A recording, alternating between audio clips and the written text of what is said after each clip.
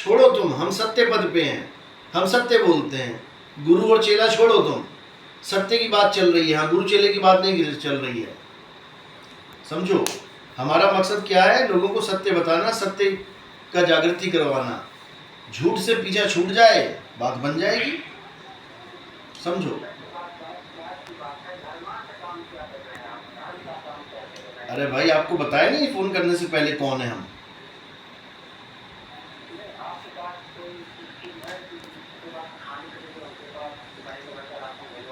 अच्छा, ये तो राम, सुनो सुनो, महीने भर का राशन भिजवा दो। कहाँ से ला रहा है रामपाल जी महाराज?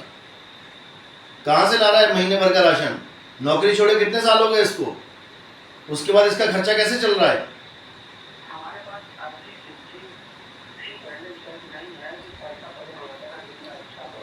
अगर पैसा प्रकट हो जाता ना बेटा, तो 21-21 हजार के पाठ ना करवाते ये लोग, 2100 की जोत ना जलवाते गरीब आदमी से। कि ये ना कहते कि तू लोन ले ले और 1 लाख का पाठ करवा ले। पाठ प्रकाश लोन ले लेके लोगों से पाठ करवा रहे हैं। तुम सतलोक से ले आओ ना पैसा।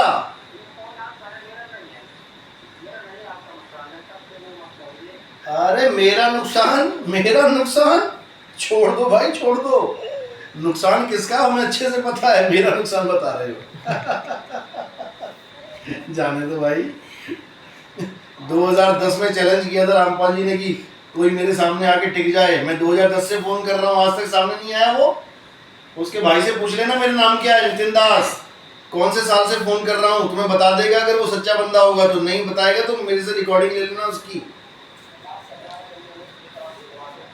समझे? और अपने ग्रंथों में झूठ छाप रखा है। गरीबदास जी की वाणी पूरा फेर बदल कर रखा है। गरीबदास जी की वाणी को बिल्कुल तोड़ मरोड़ रखा है। वाणी अपने मन से छाप रखी है। हमारे पास सबूत है।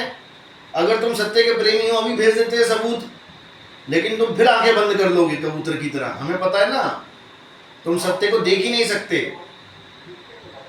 अरे तुम सत्य से मतलब ही नहीं तुम्हें। तुम्हें तो इससे मतलब है मैं मर गया था, मैं जिंदा हो गया, इससे मतलब है। और जब आखिरी में मरोगे फिर जिंदा कैसे होगे? अरे भाई, सत्य का निर्णय करना सीखो।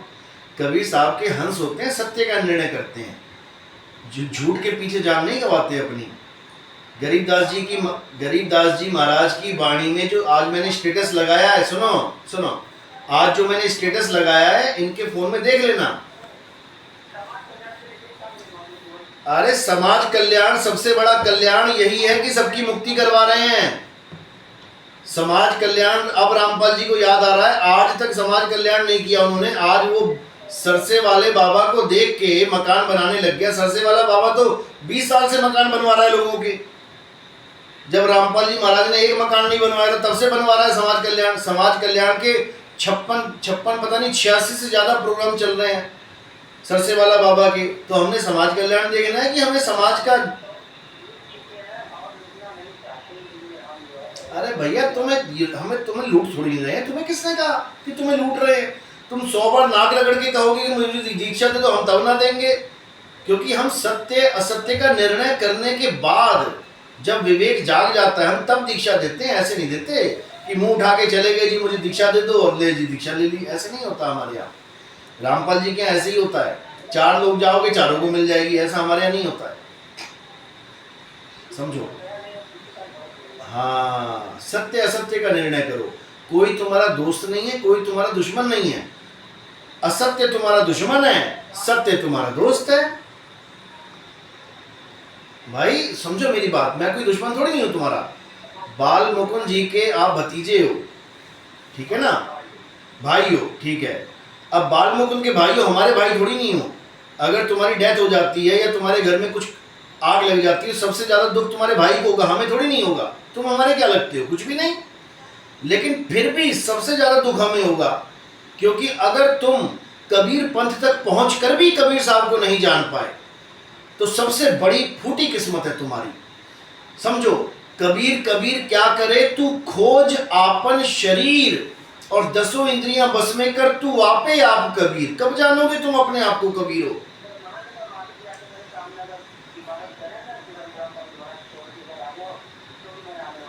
बस फिर तुम नाली के कीड़े बनोगे जाके।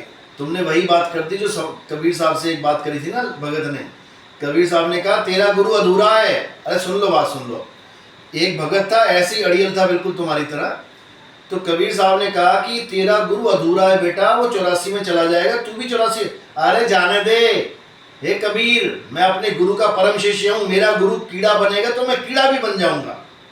आ गए गुरुजी थोड़े दिन बाद, कहते हाँ भाई तेरा गुरु कहाँ है? कहते मेरे गुरु एक्सपायर हो गए। कहते सामने वो पपीता पड़ा ना, उठा के लेके आ। जब पपीता उठा के लेके आया तो कबीर साहब ने कहा काट इसे। जब उसने काटा तो अंदर उसका गुरु बैठा हुआ था कीड़ा बन के। क्यों? क्योंकि उसका ध्यान पपीते में था, मरते हुए पपीते का शौकीन था, कीड़ा बन गया। तो कबीर साहब ने कहा हाँ भैया चेला जी जाके बैठना गुरु जी के साथ, कीड़ा बन के। उसकी आंखें खुल गईं। ये कहना बहुत आसान होता है कि परमात्मा भी आके कह दे मैं रामपाल जी को नहीं छोड़ूंगा। जब गधा बन जाओगे ना कुम्हार का और पीछे से पड़ेंगे डंडे, तब तुम कहोगे हे भगवान, तूने एक आदमी को भेजा था मुझे समझाने के लिए, मैंने उसकी बात क्यों नहीं समझी। समझ लेना। और एक बार नहीं डंडे पड़ेंगे मेरे भाई, जन्मों जन्मों के डंडे पड़ेंगे। अरे मेरी बात सुन लो भाई, मैं सत्य सत्य का निर्णय बता रहा हूं तुम्हें। अड़ियल कभी मत बनो, हैं? अरे उनको सुन के काट के बैठे हैं, हजारों लोग हमसे जुड़े हुए हैं, क्या बात कर रहे हो? अरे हम लठ मारी हैं, हम लठ मारे तभी तो लठ मारेंगे। किसी को उठाने के लिए प्यार से उठाओगे ना, वो नहीं उठता, लठ मारते हैं वहां के। हमारा नाम ही लठमार है। समझ लो, हमारा नाम ही लठमार, लठ मारने आए हैं हम।